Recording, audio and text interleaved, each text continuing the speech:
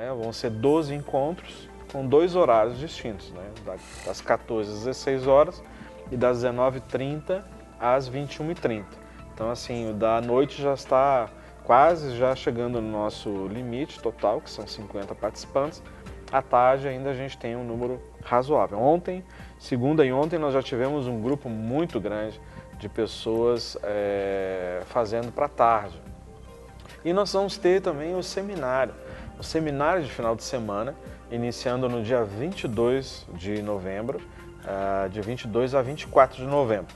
Vai ser no sítio, né, da Igreja da Lagoinha, em Betim, que é o seminário intensivo, que inicia na sexta-feira, à noite, e vai terminar no domingo à tarde, logo após o almoço. Então ali nós vamos ter momentos de adoração livre, espontânea, nós vamos ter oficinas temáticas, né, bem específicas na área de cura, de restauração, nós vamos ter as plenárias e algo que é muito importante, que são os grupos pequenos, que são grupos com 7, 8 participantes, com alguém da equipe ali ministrando mais individualmente a cada um dos participantes. Então esses são, na realidade, são três pontos, ou seja, 3 troncos principais do ministério, que é o curso de formação, que ao mesmo tempo ele traz formação, mas também ministração, né? Você vai conhecer um pouco mais profundamente, por exemplo, temas que nós estamos abordando aqui, e você vai poder ser ministrado. O outro é o seminário de final de semana, que eu falei agora, e também os nossos atendimentos individuais. E se eu já quero que você reforce que a Laís Andrade ligou aqui perguntando como que ela faz para ter um atendimento individualizado e onde que ela vai. Daí certo. Já reforça então. Ok.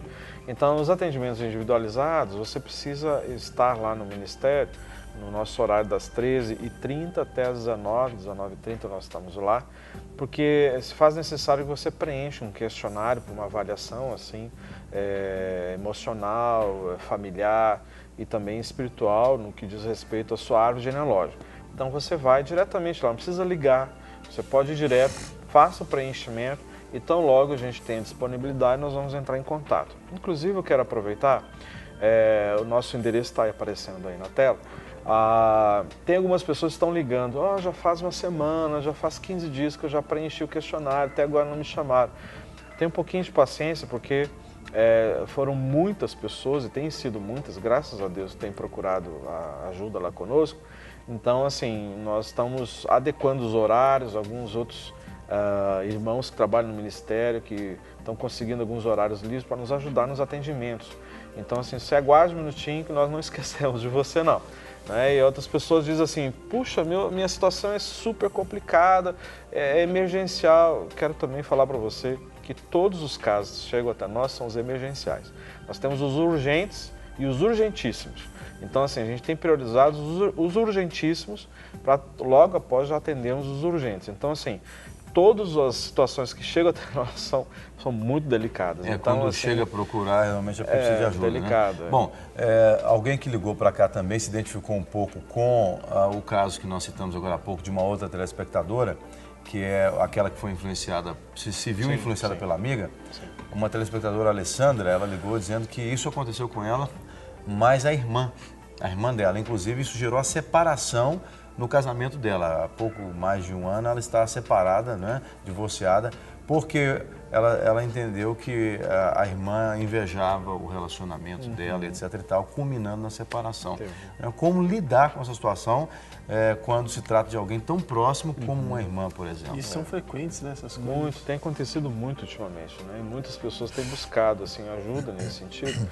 E aí, na realidade, o que a gente precisa entender é que precisa ser trabalhado, né, o casal, porque se uma ingerência externa, no caso de alguém que tem vínculos assim afetivos tão próximos, né, como irmã, consegue influenciar o seu relacionamento com o seu cônjuge, então os dois precisam de ajuda, né? Porque assim, eu creio que você que conhece o Senhor tem capacidade total, na dependência dele, obviamente, de fazer e permitir que essas coisas não venham interferir no seu casamento. Então, por quê? Porque se você conhece verdadeiramente seu cônjuge, ambos se conhecem e são tratáveis e maleáveis, ou seja, ensináveis, então isso não pode interferir. Não pode e não deve interferir. Então, provavelmente seu relacionamento já não estava, talvez, muito bom, e você, não sei se buscou ajuda ou não, né? O ideal é esse. Agora, no que diz respeito à irmã, então a pessoa tem que ser sábia nesse sentido. Você vai cortar o relacionamento? Não tem como, porque é sua irmã, não é? Mas tem como nós buscarmos em Deus estratégias para você estabelecer um limite de ingerência, vou usar essa expressão, na sua vida e no seu casamento. Então, ou seja, você tinha alguma situação não resolvida no que diz respeito à sua alma e o seu cônjuge também, a ponto de interferir, né? E isso é muito sério. Por isso é muito importante a gente tomar muito cuidado com o quanto a gente abre a nossa vida para os outros. Às vezes nem tanto por nossa causa, mas por causa do outro, que a gente não sabe se o outro está preparado para enxergar ou vivenciar aquilo que a gente está vivendo.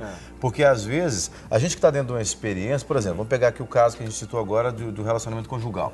Quem está dentro do relacionamento conjugal, quem tem uma relação conjugal, quem já é casado, né, já vive essa experiência, então já tem um processo de maturação ali para aquela experiência. Né? Diferentemente de outra pessoa que ainda não vive essa experiência conjugal, e ela sonha talvez com essa experiência e ela vai com certeza buscar num relacionamento mais próximo o desejo de realização daquela experiência, daquele sonho, né? Por isso a gente tem que guardar um pouco os nossos relacionamentos. Inclusive, desculpa, pode falar.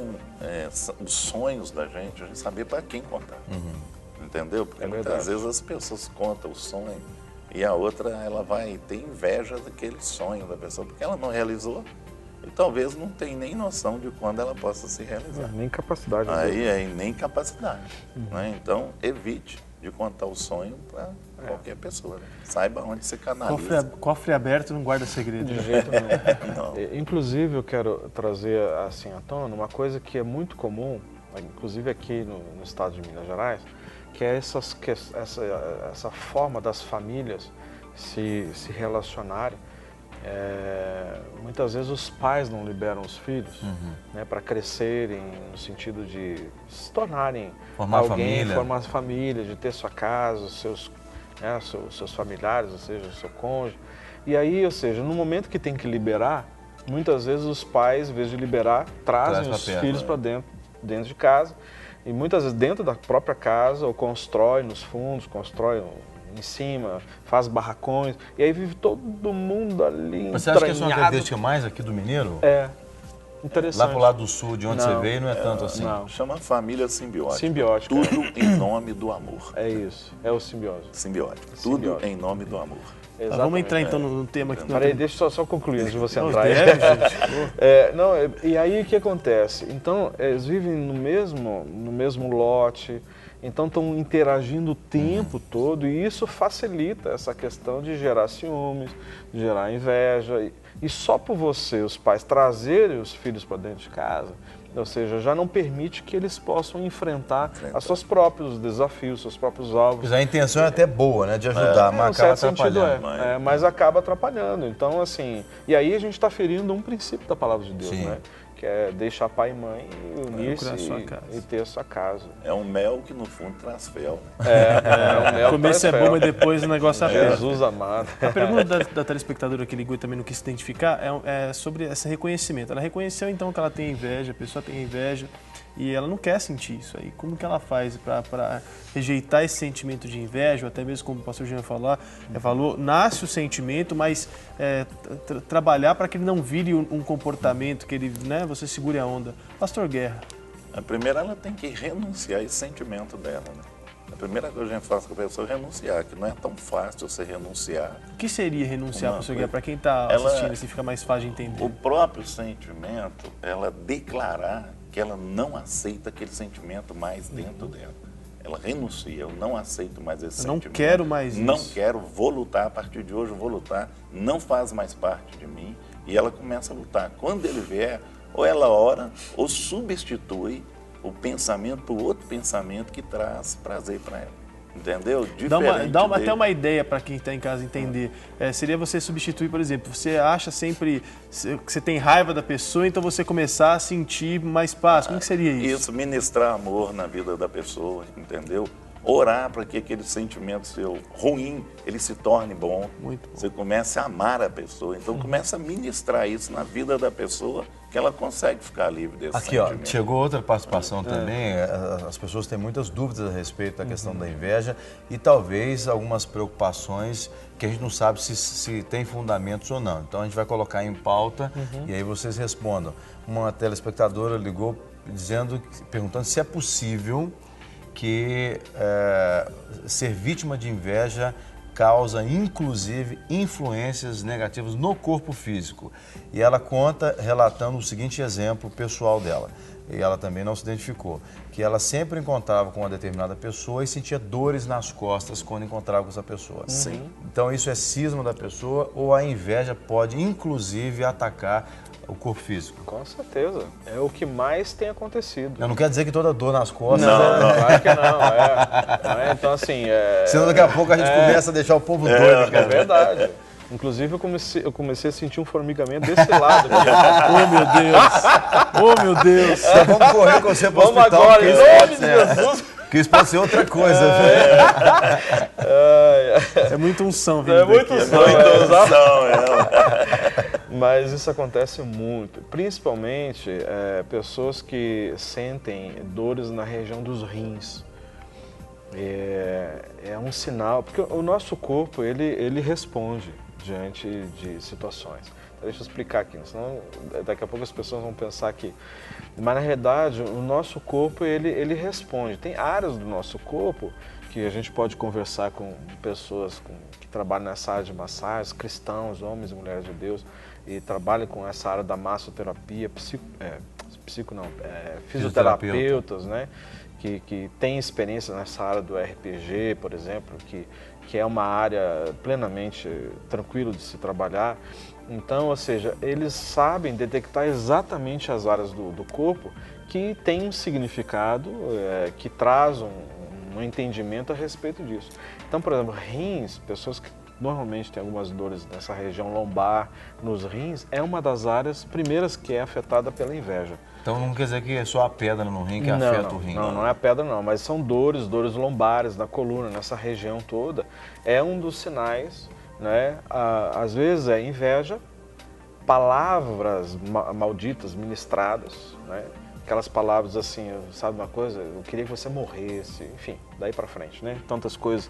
Essas coisas vêm, por exemplo, sobre a coluna cervical, que é a base de sustentação do corpo, então é afetada nessa área. Então aquele ditado popular que diz assim, ó, minha orelha tá quente aqui, alguém tá falando de mim, isso tem algum fundamento. Quer dizer tem isso, algum né? fundamento. Se tornou um ditado popular, mas ele tem fundamento. O corpo, ele reage. Assim como eu tenho problemas, a minha alma, ela está com algum problema, ou seja, tem situações aqui dentro que está em ebulição, a tendência natural do corpo responder. Agora, a gente tem que internamente. a gente tem que tomar Agora, cuidado. externamente também Tem afeta. que tomar cuidado para não mistificar Não, tudo, não, né? não, Qualquer aí com dorzinho, certeza. então com inveja de mim. Não. O cara tá com uma pedra no rim lá, quase morrendo, tem- porque a alimentação dele é irregular e acha que é Acho que é inveja. inveja, né? Tem certas coisas que, assim, uma aspirina resolve. Uma última pergunta pra gente finalizar. A Ana Maria mandou uma pergunta da seguinte forma: eu sei que a pessoa fala mal de mim, eu sei que isso tudo acontece, por mais que a pessoa negue ou não, ela fala mal. E como combater isso então? Certo. Até, eu acho assim, quem muito fala de alguém, ali tem uma pequena parcela de inveja. E como né? tem. Nós, inclusive até, vamos ver na outra oportunidade, se der certo, talvez amanhã, nós trazermos alguns textos bíblicos, que não é que nós vamos usar esses textos como aquela coisa mística, né? Como às vezes muitas pessoas têm esse entendimento, e até algumas seitas, heresias usam isso.